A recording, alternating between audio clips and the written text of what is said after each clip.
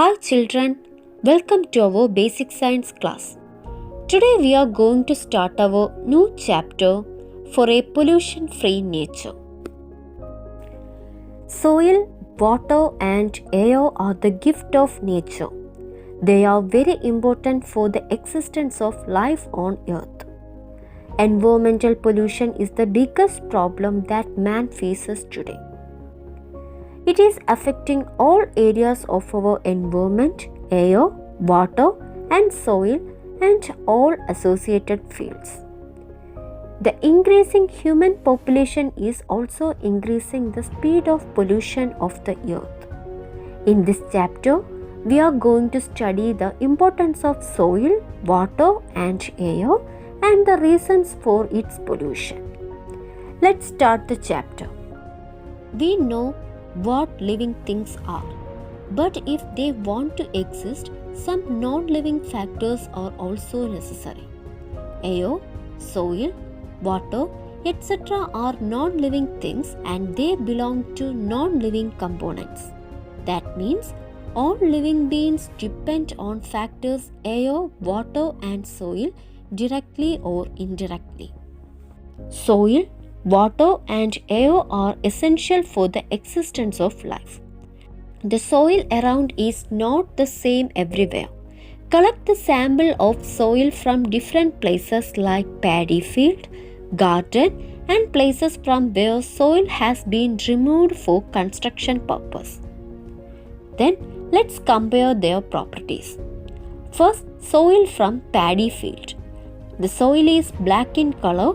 The grains will be very small, the amount of clay is more and it contains more organic matter. The second one is garden soil. It is brown in color, the grains are bigger and the organic matter are present. The next one is the soil which is removed for construction purpose. Here the soil will be red or white, grains will be smaller and the organic content is less. Let's do an activity. Take a jar half filled with garden soil. Fill the jar fully with water and stir well using a stick. Keep the jar aside for a while. Observe the jar after the top water layer becomes clear. You can see different layers. The top layer contains the organic matter. The middle layer contains mud and the bottom layer contains large granules. Next is moisture in soil. Let's do an experiment. Collect soil up to a quarter of a boiling tube. Close the boiling tube with a piece of cotton. Heat it for some time using a spirit lamp. After cooling, observe the inner wall of the boiling tube. What do you see?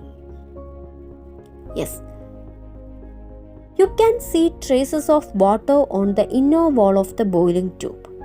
This experiment proves that soil contains moisture and the water content is differ in different types of soil. Let's see the water absorption capacity of soil. Collect separately some sand, soil from a paddy field and soil from your yard and dry them. Fold a filter paper into a cone and place it in the funnel in a beaker. Measure out half a cup of soil into the funnel.